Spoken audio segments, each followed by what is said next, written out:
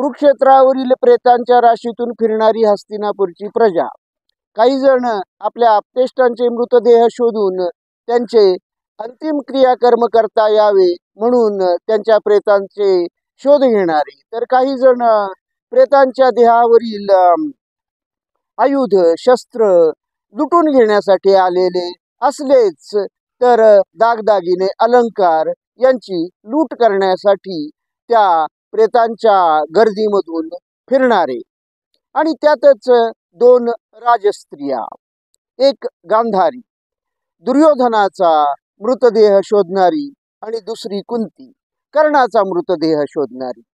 आणि पांडव शिबिरांच्या समोर द्रौपदी आपल्या 5 पुत्रांचे मृतदेह घेऊन बसलेली. जवळच तिच्या दोन्ही भावांचा धृष्टद्युम्न, पांडवांचा सेनापती धृष्टद्युम्न याचाही मृतदेह जवळपासच कुठेतरी पडला असेल. आणि तिथंच जवळपास शिखंडीचा, द्रौपदीच्या दुसऱ्या भावाचाही मृतदेह पडला असेल. आणि द्रौपदीच्या समोर अश्वत्थाम्याला बंदी बनवून घेऊन आलेले पांडव आता द्रौपदीचा अक्षम्य अपराध करणाऱ्या अश्वत्थाम्याला द्रौपदी कोणती शिक्षा करते, कोणती शिक्षा सुनावते याची खाली मान घालून वाट बघणारे 5 पांडव.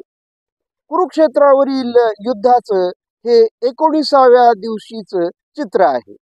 खरं तर महाभारत युद्ध हे 18 दिवस चाललं आणि कुरुक्षेत्र युद्धाचा 19वा दिवस असं म्हणणं हे तर्कदृष्ट्या योग्य होणार नाही. तर्कदृष्ट्या ते तर्कदुष्टपणाचं होईल.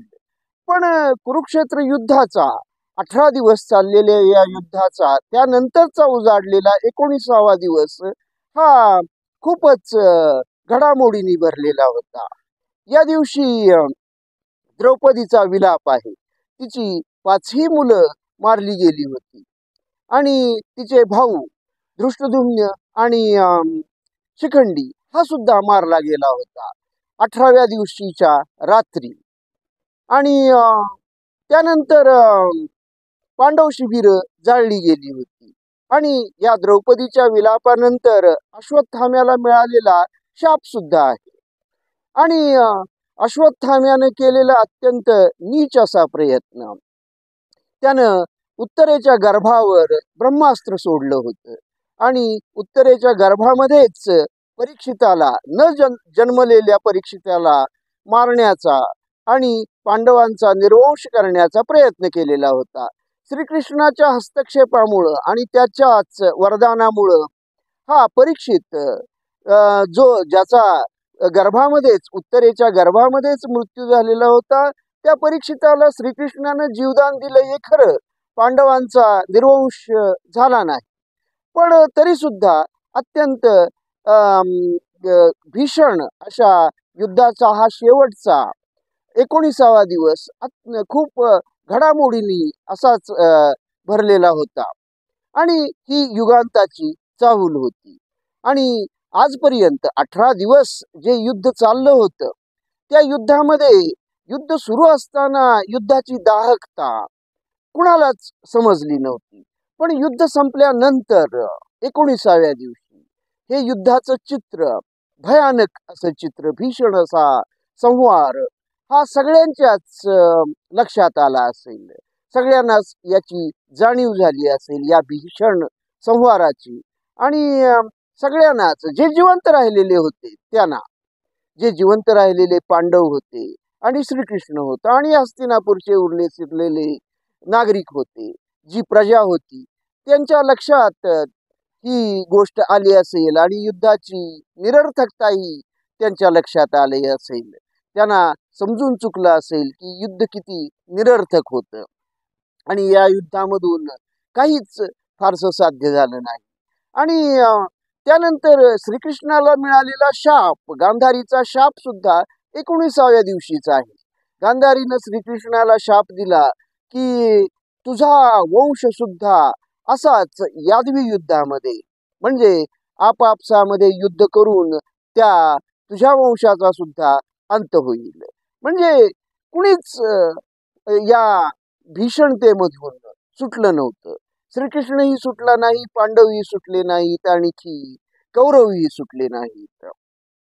सगळा युगांताचा हा युगांताची ही पहाट होती आणि द्वापार युग संपत आल्याची जाणीव श्रीकृष्णाला झाली असेल आणि आपण वसवलेली सोन्याची द्वारका समुद्रात बुडून जाण्याची ही वेळ जवळ आलेली आहे, हेही श्रीकृष्णानं दूरदृष्टीनं जाणून घेतलं असेल, त्याला तेही समजलं असेल आणि आपली अवतार समाप्तीची वेळ सुद्धा आता जवळ येऊ लागलेली आहे, हे सुद्धा त्याच्या लक्षात आलं असेल.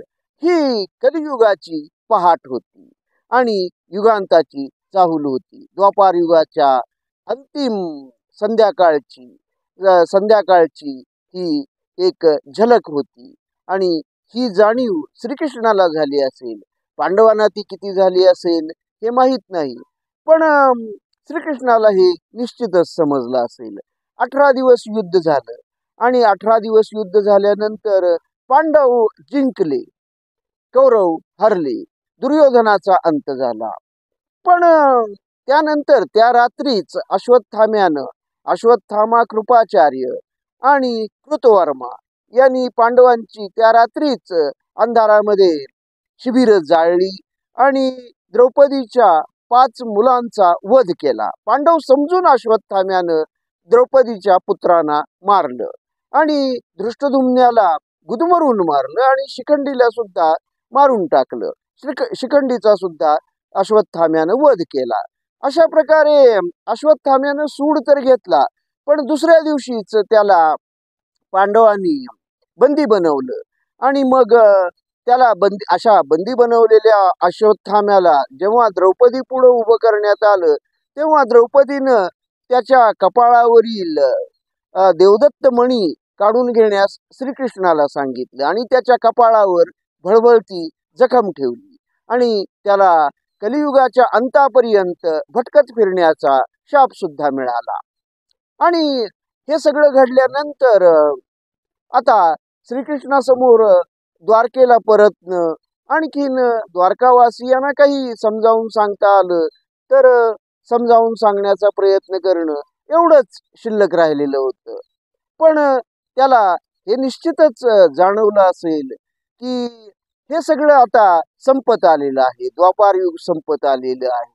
ही कलियुगाची पहाट आहे, हा युगांत आहे, ही युगांताची चाहूल आहे आणि द्वापार युगाचा अंत जवळ आलेला आहे. कुरुक्षेत्र युद्धाच्या 18व्या दिवसाच्या युद्ध संपल्यानंतर 19वा दिवस जो उजाडला, त्या 19व्या दिवशी हे सगळं असंच घडलं असेल असं नव्हे, पण चित्र जवळपास असंच असेल आणि इथून पुढे काय घडणार आहे या सर्व घटनांची ही एक झलक होती आणि आता कलियुग सुरू होणार याची चाहूल लागलेली होती आणि हाही द्वापार युगाचा अंत होता, ही युगांताची चाहूल होती. कुरुक्षेत्र युद्धाचा 19वा दिवस म्हणजे कलियुगाच्या पहाटेच एक चित्र होतं. ही कलियुगाची सुरुवात होती आणि युगांताची चाहूल होती. धन्यवाद.